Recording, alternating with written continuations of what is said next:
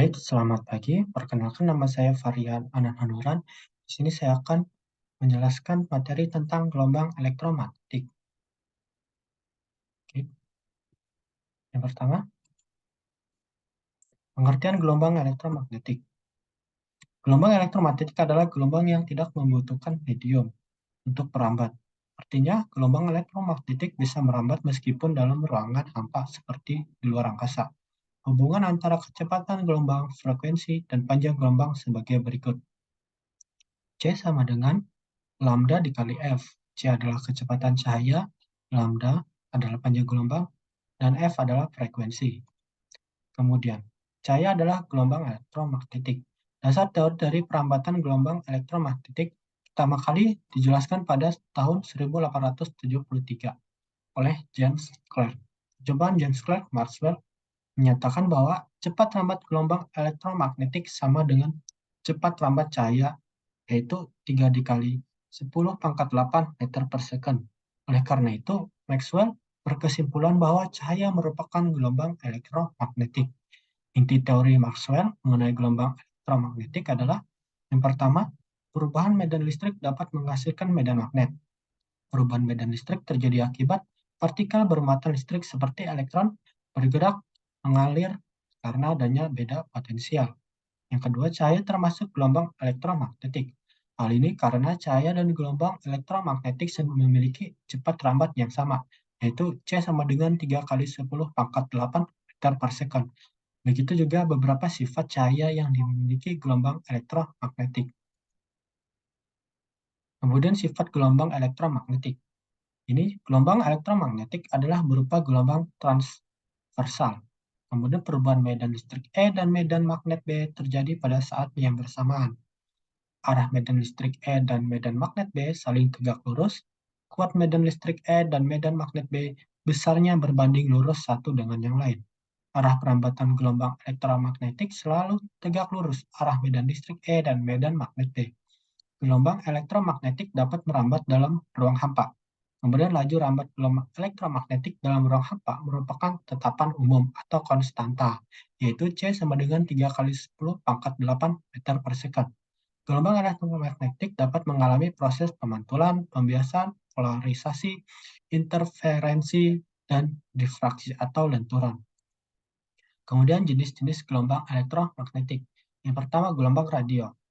Gelombang elektromagnetik yang pertama kali ditemukan oleh Heinrich Hertz dapat digunakan oleh Marconi sebagai media komunikasi. Terbentuk ketika bunyi audio berubah menjadi sinyal listrik dan melalui gelombang osilator atau gelombang pembawa mengalami modulasi pada frekuensi yang terdapat dalam frekuensi gelombang radio. Frekuensi gelombang radio dari AM hingga FM berkisaran antara 10 pangkat 2 hingga 10 pangkat 9 Hz. Kemudian gelombang mikro atau microwave. Gelombang mikro atau microwave merupakan gelombang elektromagnetik dengan frekuensi super tinggi atau super high frekuensi, yaitu di antara 3 GHz atau 3 kali 10 pangkat 9 Hz.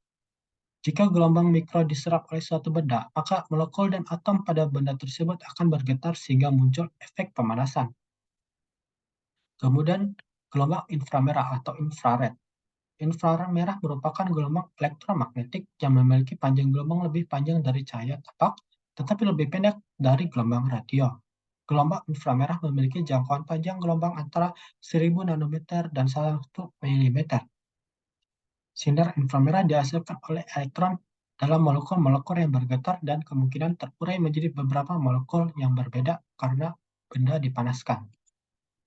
Kemudian cahaya tampak atau magico hibinium. Gelombang cahaya tampak merupakan gelombang elektromagnetik yang bisa dilihat oleh indera penglihatan manusia. Gelombang cahaya tampak sendiri terdiri dari merah, jingga, kuning, hijau, biru, nila, dan ungu. Panjang gelombang masing-masing cahaya tersebut bisa dilihat dari tabel berikut ini. Kemudian gelombang ultraviolet atau ultra ungu. Cahaya ultra ungu sebenarnya bagian dari spektrum cahaya. Maksudnya spektrum warna. Namun indera penglihatan manusia tidak mampu melihatnya. Cahaya ultra ungu mempunyai panjang gelombang yang sangat pendek dibanding warna lainnya. Hal ini menyebabkan cahaya ultra ungu mempunyai daya tembus yang lebih kuat dibanding warna lainnya. Cahaya ultraviolet berada pada panjang gelombang antara 3 nanometer hingga 380 nanometer. Kemudian sinar X atau X-ray. Sinar X mempunyai daya tembus yang luar biasa, lebih kuat daripada cahaya ultraviolet. Sinar X mampu menembus struktur lunak seperti daging dan kayu, kecuali struktur padat, seperti tulang. Dengan kemampuannya menembus daging, maka struktur tulang atau rangka bisa tampak pada layar film. Sinar X ditemukan oleh Wilhelm Röntgen pada tahun 1823 hingga 1923. Panjang gelombang sinar X antara 0,03 nanometer hingga 3 nanometer. Kemudian sinar gamma atau gamma ray. Gelombang sinar gamma biasa ditulis sinar Y, merupakan gelombang elektromagnetik yang paling kuat di antara gelombang elektromagnetik lainnya. Gelombang sinar Y dapat menembus struktur padat, bahkan dapat merubah struktur atom menjadi atom yang berbeda. Sinar Y terjadi dari suatu proses reaksi nuklir, sehingga menghasilkan radiasi yang cenderung berbahaya bagi makhluk hidup.